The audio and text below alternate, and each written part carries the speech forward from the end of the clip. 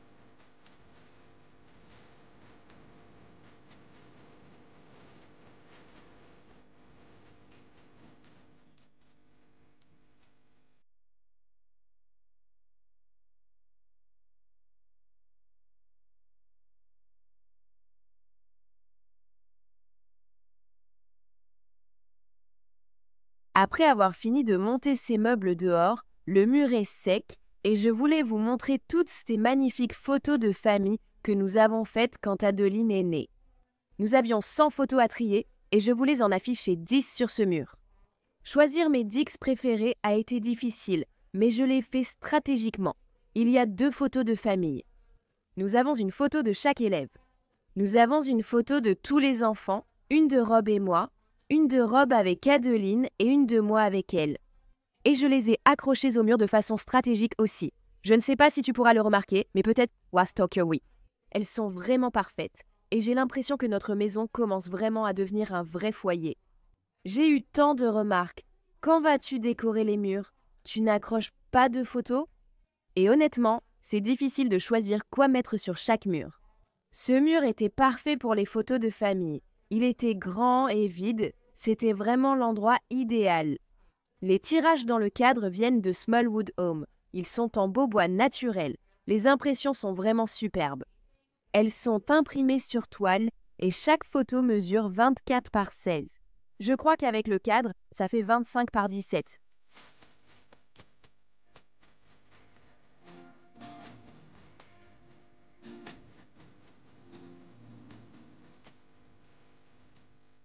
Je sais que la vidéo d'aujourd'hui était un peu désordonnée, mais j'espère qu'elle vous a plu. Beaucoup de projets en cours. La vie est chaotique et remplie, je partage juste ce beau chaos avec vous. Si la vidéo d'aujourd'hui vous a plu, j'espère que vous lui mettrez un pouce en l'air et n'oubliez pas de vous abonner à ma chaîne si ce n'est pas déjà fait. Merci d'avoir passé du temps avec moi. Excellente journée et semaine à vous. On se retrouve dans la prochaine vidéo.